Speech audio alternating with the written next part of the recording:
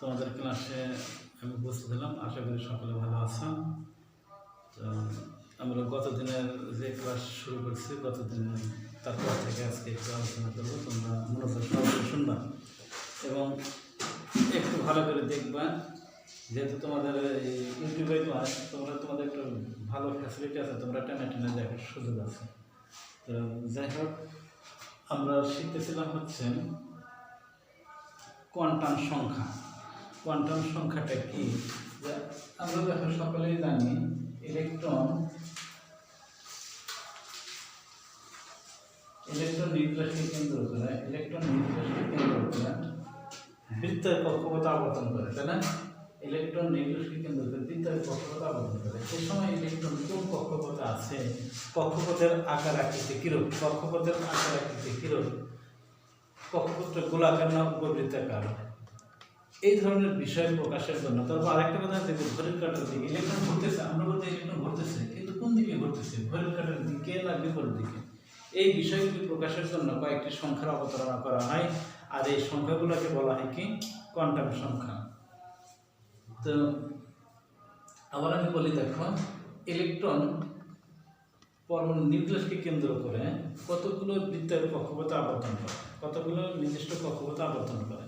এ সময় ইলেকট্রন কোন কক্ষপথে আছে, অর্থাৎ প্রথম না দ্বিতীয় না তৃতীয়, কক্ষপথের আকার আকৃতি কিরূপ, তারপর ইলেকট্রন ঘড়ির কাঁটার দিকে না বিপরীত দিকে আবর্তন করে, এ সকল বিষয় প্রকাশের জন্য কয়েকটি সংখ্যা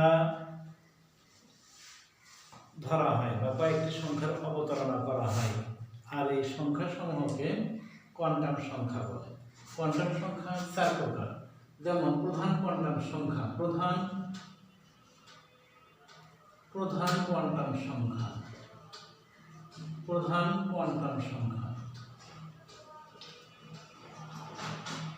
এটা হলো n। তারপরে আছে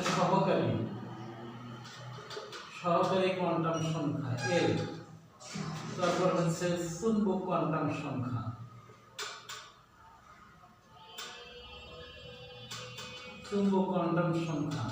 সহকারী কোয়ান্টাম সংখ্যার পরে চুম্বক কোয়ান্টাম সংখ্যা m। তারপর স্পিন কোয়ান্টাম সংখ্যা s। তাহলে কোয়ান্টাম সংখ্যা আমরা কাকে বললাম? প্রধান, সহকারী, চুম্বক, স্পিন। এই 4টা কোয়ান্টাম সংখ্যা সম্পর্কে আমরা বিস্তারিত জানব। আগে দেখো প্রধান কোয়ান্টাম সংখ্যা। যে প্রধান কোয়ান্টাম সংখ্যা কি? আমরা জানি ইলেকট্রন নিউক্লিয়াসকে কেন্দ্র করে কতগুলো নির্দিষ্ট কক্ষপথে আবর্তন করে। ইলেকট্রন নিউক্লিয়াসকে কেন্দ্র করে, এটা তোমরা একটু আগে ছবিটা আঁকছিলাম, ইলেকট্রন নিউক্লিয়াসকে কেন্দ্র করে নির্দিষ্ট কক্ষপথে আবর্তন করতেছে। এই সময় ইলেকট্রনের কৌণিক ভরবেগ, কি ভরবেগ বলা হচ্ছে? কৌণিক ভরবেগ। শুধু ভরবেগ যদি বলা হতো, ভরবেগ সরল পথের ক্ষেত্রে, যে এই একটা বস্তুর ভর m v বেগে চলছে, তাহলে ভরবেগ কি হয়? v বেগে যখন চলবে ভরবেগ হবে mv, এটা হচ্ছে ভরবেগ। আর বৃত্তের কক্ষপথে যখন দেখো, খেয়াল করো, এই যে ইলেকট্রনের একটা নির্দিষ্ট ভর আছে, ইলেকট্রন কত বেগে ঘুরতেছে, আর কাকে? নিউক্লিয়াসকে কেন্দ্র করে। তাহলে নিউক্লিয়াস থেকে ইলেকট্রনের যে দূরত্ব, সেটা হচ্ছে ব্যাসার্ধ r। তো ইলেকট্রনের কৌণিক ভরবেগ কি হবে? mvr সমান nh/2π। দেখো খেয়াল করো, এখানে 2π কেন? এই যে আমরা যদি এটা যে পুরোটা ব্যাস রূপান্তর, এইটুকু কি 180 ডিগ্রি, এখান থেকে এটুকু 180 ডিগ্রি, আর এই জায়গায় আরো 180 ডিগ্রি। তাহলে ইলেকট্রন যখন পুরো পরিধি অতিক্রম করবে, তখন তাদের কি হয়? 2π পরিমাণ দূরত্ব অতিক্রম করে। এই জন্য কৌণিক ভরবেগের সূত্রটা কি? mvr সমান nh/2π। এটা তোমরা 19 এ দেখছো যে ইলেকট্রন কৌণিক ভরবেগ nh/2π। এই nটা, এখানে nটাই হচ্ছে প্রধান কোয়ান্টাম সংখ্যা। এই যে সূত্রতে ব্যবহার করা হয়েছে nটাই হচ্ছে কি? প্রধান কোয়ান্টাম সংখ্যা। n যদি 1 হয়, তাহলে আরেকটা জিনিস রাখে, এর মান 1 2 3 4 ইত্যাদি পূর্ণ সংখ্যা হবে। 1 2 3 4 ইত্যাদি পূর্ণ সংখ্যা হবে। n যদি 1 হয় তাহলে আমরা বুঝবো ইলেকট্রনটা প্রথম শক্তি স্তরে আছে। n কোথায় আছে? প্রথম শক্তি স্তর, অর্থাৎ k সেলে আছে।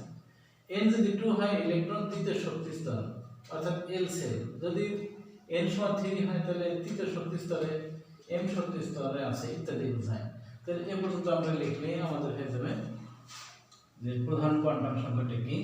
তারপর আসো সহকারী কোয়ান্টাম সংখ্যা। প্রধানের পরে কি আছে? সহকারী। প্রধান পরে সহকারী কোয়ান্টাম সংখ্যা। আমাদের প্রধানটা হয়ে গেল। এবার আমরা শিখব সহকারী কোয়ান্টাম সংখ্যা। ইলেকট্রন বৃত্তাকার কক্ষপথ ছাড়াও উপবৃত্তাকার কক্ষপথে আবর্তন করতে পারে। আমরা শুধু ধরে নিলাম ইলেকট্রন বৃত্তাকার কক্ষপথে ঘোরে, কিন্তু না, ইলেকট্রন বৃত্তাকার কক্ষপথ ছাড়াও এই যে এটা দেখো উপবৃত্তাকার কক্ষপথ। এরকম চিত্র তোমরা দেখছো না? 19 দেখছো। ইলেকট্রন একটু আগে আমরা এরকম গোলাকার চিত্র রাখছিলাম, এটা হলো বৃত্তাকার কক্ষপথ। তাহলে আমরা দেখতেছি যে ইলেকট্রন বৃত্তাকার কক্ষপথ ছাড়া এই যে উপবৃত্তাকার কক্ষপথে আবর্তন করতে পারবে, বুঝছেন? আর এই সময় ইলেকট্রনের কৌণিক ভরবেগ কি হয়? অর্থাৎ বৃত্তাকার ক্ষেত্রে কৌণিক ভরবেগ কি ছিল? m = n/2π। আর যখন এরকম উপবৃত্তাকার কক্ষপথে আবর্তন করবে তখন ইলেকট্রন কৌণিক ভরবেগ হবে mvr = h √L × L + 1 / 2π। তাহলে উপবৃত্তাকার কক্ষপথের ক্ষেত্রে আমরা দেখো বৃত্তাকার কক্ষপথের ক্ষেত্রে কি পেয়েছিলাম? mvr = nh/2π। আর উপবৃত্তাকার কক্ষপথে যখন আবর্তন করবে তখন ইলেকট্রন কৌণিক ভরবেগ হবে mvr = h √L × L + 1 / 2π। এখানে এলটাই হচ্ছে কি? এলটাই হচ্ছে সহকারী কোয়ান্টাম সংখ্যা। এলটাই হচ্ছে সহকারী কোয়ান্টাম সংখ্যা। এল এর মান হচ্ছে m এর উপর নির্ভরশীল। এল এর মান m এর উপর নির্ভরশীল এবং এই মান 0 থেকে কত হবে? 0 থেকে n-1 পর্যন্ত হতে পারে। এল এর মানটা m এর উপর নির্ভরশীল এবং এই মান 0 থেকে 1 - l পর্যন্ত হতে পারে। m যদি 1 হয়, ওই যে আমরা বললাম এল এর মান m এর উপর নির্ভরশীল।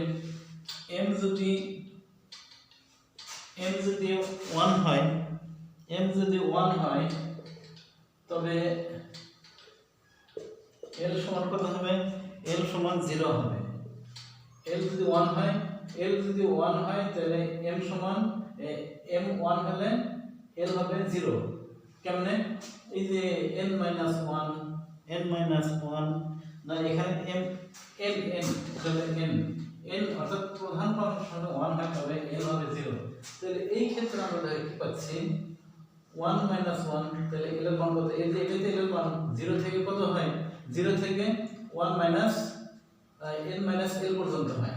0 থেকে n - l পর্যন্ত হয়। তাহলে n যদি 1 হয়, আবার দেখো n যদি 1 হয় তাহলে l কত হবে? সহকারী কত হবে? এই যে n হলো 1 - 1 0। তাহলে আমরা কি বুঝি? প্রথম শক্তি স্তরে উপস্থিত থাকবে একটি। এটা তো আমরা কি বুঝাই? প্রথম শক্তি স্তর, আমি এটা করে বিষয় দিলাম। প্রথম শক্তি স্তর, এই যে এটা হলো প্রথম শক্তি স্তর। প্রথম শক্তি স্তরের উপস্তর, এটা হলো এল হলো কি? সহকারী কোয়ান্টাম সংখ্যা। তো উপস্তর কয়টা হবে? একটা। এবার দেখো n যদি কত হয়? 2 হয়। n যদি 2 হয় l কত হবে? তবে l হবে 2 - 1 অর্থাৎ উপস্তর কয়টা হবে? অর্থাৎ দ্বিতীয় স্তর উপস্তর হবে 2টা। দ্বিতীয় স্তর উপস্তর কয়টা? 2টা। কি কি? এই যে দ্বিতীয় স্তরে আমরা কি পাই?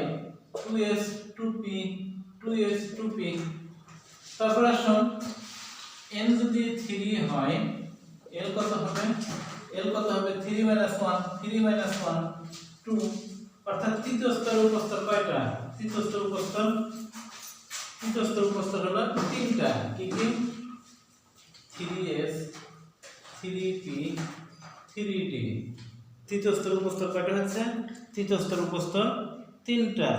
3s 3p 3d। তাহলে এটা হলো আমাদের কি? সহকারীর ক্ষেত্রে আমরা কি পেলাম? আমি আবার প্রথম থেকে বলি, এখানে সংক্ষিপ্তভাবে আছে যে ইলেকট্রন বৃত্তের কক্ষপথ ছাড়া উপবৃত্তের কক্ষপথে আবর্তন করবে, সে সময় কৌণিক ভরবেগ এম ভি সমান এইচ রুট ওভার এল প্লাস 1 ডিভাইডেড 2 পাই।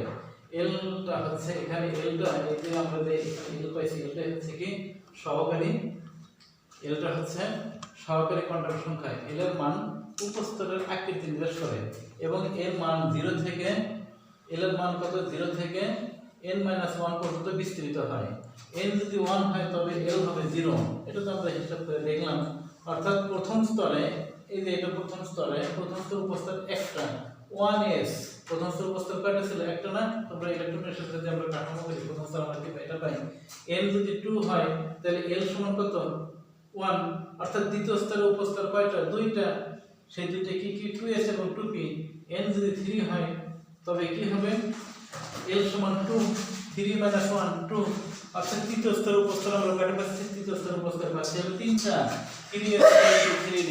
খুব ইম্পর্টেন্ট এই যে চারটা কোয়ান্টাম সংখ্যা আছে, চারটা কোয়ান্টাম সংখ্যাতে বিভিন্ন ধরনের প্রশ্ন আসে। এই প্রশ্নগুলি অ্যানসার করতে গেলে তোমাদেরকে অবশ্যই যে মানটা শিখালাম এটা তোমাদের মাথায় রাখতে হবে, তাছাড়া কিন্তু তোমরা কোনো প্রশ্ন পাবে না। অনেক প্রশ্ন আছে যেটা এই মানের সাথে সম্পর্কযুক্ত এবং এখান থেকে একটা দুইটা প্রশ্ন থাকবে, একটা উদ্দীপক থাকবে। তারপরে আমরা আসি হলো ম্যাগনেটিক কোয়ান্টাম সংখ্যা। ম্যাগনেটিক চুম্বক কোয়ান্টাম সংখ্যা। চুম্বক কোয়ান্টাম সংখ্যাটা কি? যে ইলেকট্রন চুম্বক ক্ষেত্রের প্রভাবে এর দিক বিন্যাস বা ত্রিমাত্রিক দিক স্থিতি ঘটে। ত্রিমাত্রিক দিক স্থিতিটা কি? যেমন দেখো তোমরা ছোটবেলায় খেলছো, যদি আমরা একটা কাগজ নেই, কাগজের উপর অনেকগুলো আলপিন এলোমেলো করা দিয়ে থাকে, তাহলে কি হবে? আলপিন এলোমেলো করা দিয়ে থাকলে আমরা এই আলপিনের নিচে এই কাগজটার নিচে যেমন চুম্বক ধরি, তখন কি হয়? তখন দেখবে এদের মধ্যে একটা সুন্দরভাবে সজ্জা হয়, সুন্দরভাবে সজ্জিত হয়। কিভাবে সম্ভব? যে এক জায়গায় উত্তর মেরু এবং দক্ষিণ মেরু, এক পাশে দক্ষিণ মেরু আর এক পাশে উত্তর মেরুর সৃষ্টি হবে, তাহলে একটা উত্তর মেরুর সাথে আর একটা দক্ষিণ মেরু সংযুক্ত হবে। এই সজ্জাটাকে বলা হয় কি? ত্রিমাত্রিক সজ্জা। তাহলে চুম্বক ক্ষেত্রের প্রভাবে ঠিক ইলেকট্রনেরও অনুরূপ ত্রিমাত্রিক দিক স্থিতি ঘটে। এই সময় ইলেকট্রনের কৌণিক ভরবেগ হবে mvr সমান mh/2 পাই। দেখো তো এটা কার সাথে মিল আছে? এটা প্রধান কোয়ান্টাম সংখ্যার সাথে মিল নাই। প্রধান কোয়ান্টাম সংখ্যার ক্ষেত্রে এখানে কি ছিল? এই n এর জায়গায় n ছিল। তোমাদের এটা একটা ফ্যাসিলিটি যে প্রধান কোয়ান্টাম সংখ্যা এবং ম্যাগনেটিক কোয়ান্টাম সংখ্যার সাথে মিল আছে, আর সহকারীর সাথে স্পিন কোয়ান্টাম সংখ্যার সূত্রগত মিল আছে। তো বইয়ে কিন্তু এগুলো সূত্র দিয়ে নাই, তোমরা এই সূত্র দিয়ে অ্যান্সার করার চেষ্টা করবো। বইয়ে শুধু বাংলা ভাষা আছে। তো এই এমটা হচ্ছে কি? ম্যাগনেটিক কোয়ান্টাম সংখ্যা। এমটা ম্যাগনেটিক কোয়ান্টাম সংখ্যা। এম এর উপর নির্ভর করে এই এম এর মানটা কার উপর নির্ভর করবে? এম এর মান এল এর উপর নির্ভরশীল। এম এর মান এল এর উপর নির্ভরশীল এবং এই মান প্লাস মাইনাস এল পর্যন্ত হতে পারে। এম এর মানটা কার উপর নির্ভরশীল? এম এর মান এল এর উপর নির্ভরশীল এবং এই মান প্লাস মাইনাস এল পর্যন্ত হতে পারে। এল যদি 0 হয়, দেখুন তাহলে এই এমটা আমি আবার বলি, এমটা হচ্ছে কি? ম্যাগনেটিক কোয়ান্টাম সংখ্যা। ম্যাগনেটিক কোয়ান্টাম সংখ্যা, এই ম্যাগনেটিক কোয়ান্টাম সংখ্যার মান কার উপর নির্ভরশীল? এম এর উপর নির্ভরশীল এবং তা প্লাস মাইনাস এল থেকে 0 পর্যন্ত হতে পারে। এল যদি 0 হয় তবে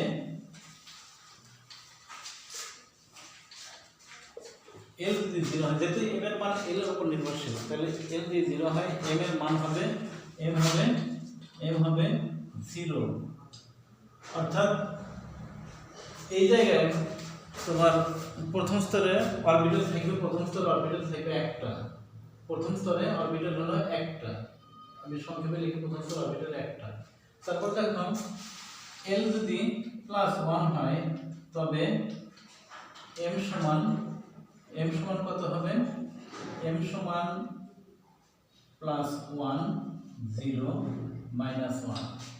ওই যে আমি বললাম এম এর মান কার উপর নির্ভরশীল? তোমরা একটু ধীরে ধীরে বোঝার চেষ্টা করো। এম এর মান এল এর উপর নির্ভরশীল এবং ওই মান 0 থেকে প্লাস মাইনাস এল পর্যন্ত। ওই থেকে 0 থেকে প্লাস মাইনাস এল পর্যন্ত হতে পারে। তাহলে এল যদি 0 হয়, এল 0 অর্থাৎ প্রথম স্তরে অরবিটাল একটা, এটাকে অরবিটাল সংখ্যা হিসাব করা হয়। এল যদি প্লাস 1 হয়, এম এর মান হবে প্লাস 1 0 মাইনাস 1। তাহলে অরবিটাল কয়টা? দ্বিতীয় স্তরে অরবিটাল আমরা কয়টা পাবো? 3টা। তারপর দেখো এল যদি 3 হয়, এল যদি 2 হয়, 3 আমরা পরে আসি, 3 হয় 2 হয়, তবে m সমান প্লাস 2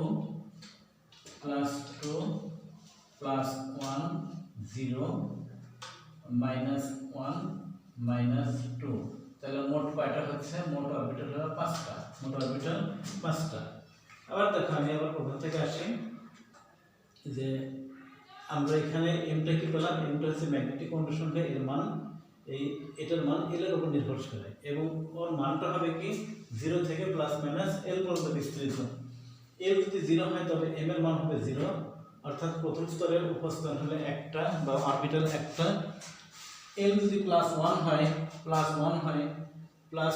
তবে এম হবে প্লাস 1 0 মাইনাস 1। আচ্ছা, তুমি যেহেতু এল এর মান প্লাস মাইনাস এল, কেউ যদি এটা মাইনাস 1টা আগে রাখে, করে, তাহলে এটা মাইনাস 1 0 প্লাস 1 একই ঘটনা।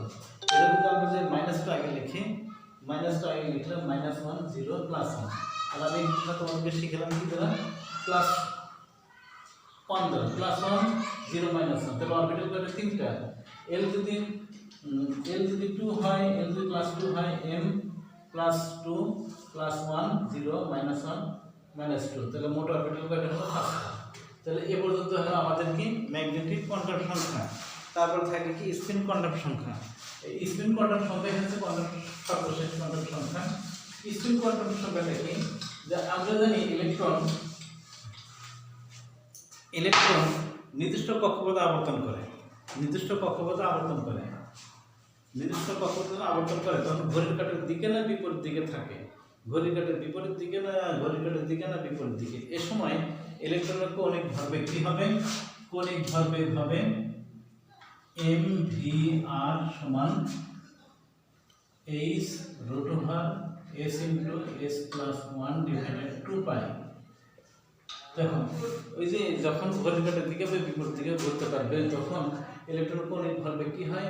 mvr সমান h root over s into s plus 1 divided 2 pi। এই এসটাকে বলা হয় স্পিন কোয়ান্টাম সংখ্যা। এসটাই হচ্ছে স্পিন কোয়ান্টাম সংখ্যা। এস এর মান প্লাস হাফ অথবা মাইনাস হাফ, এই দুটোই হতে পারে। এসটা হচ্ছে স্পিন কোয়ান্টাম সংখ্যা, এস এর মান প্লাস হাফ এবং মাইনাস হাফ উভয় হতে পারে। যদি আমরা দেখি যে এস হলো প্লাস হাফ, তাহলে আমরা বুঝবো ইলেকট্রনটা ঘড়ির কাঁটার দিকে ঘুরতেছে। এস এর মান যদি প্লাস 1 হয়, প্লাস হাফ হয়, তাহলে আমরা বুঝবো ইলেকট্রন ঘড়ির কাঁটার দিকে আবর্তন করে। আর এস যদি মাইনাস হাফ হয়, তাহলে আমরা বুঝবো ইলেকট্রন ঘড়ির কাঁটার বিপরীত দিকে আবর্তন করতেছে। তাহলে এই বিষয়টা যদি আমরা চিত্রের মাধ্যমে দেখাতে চাই, তাহলে এরকম একটা চিত্র পাবো। দেখো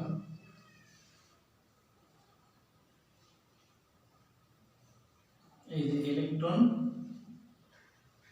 এটা ইলেকট্রন,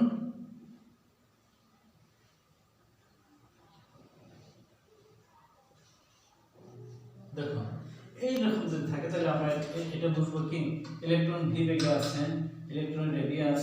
তাহলে এই জায়গায় এস হচ্ছে প্লাস হাফ, অর্থাৎ এটা হচ্ছে প্লাস হাফ, ইলেকট্রন ঘড়ির কাঁটার দিকে ঘুরতেছে। আর যদি মাইনাস হাফের চিত্রটা আমরা দেখি, তাহলে এরকম চিত্র আমরা পাবো। দেখো এখানে ইলেকট্রন,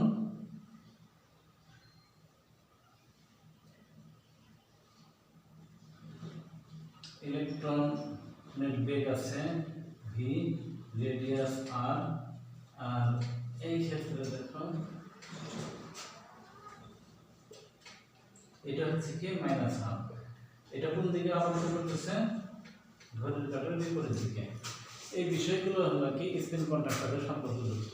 তাহলে স্পিন কোয়ান্টাম সংখ্যার ক্ষেত্রে কৌণিক ভরবেগের মানটা একটু দেখো, mvr সমান h root over s into s plus 1 divided 2 pi।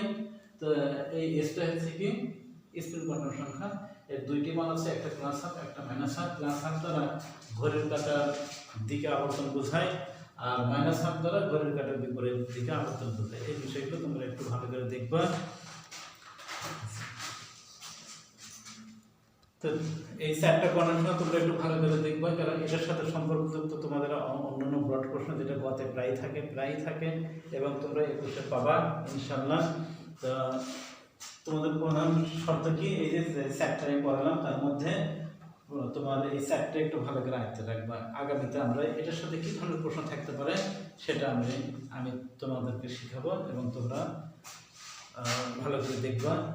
আমি এগুলো আজকে শেষ করছি, আশা করি সবগুলোই ভালো আছে এবং ভালো থাকবা, সবাই ভালোভাবে চলাফেরা করবা।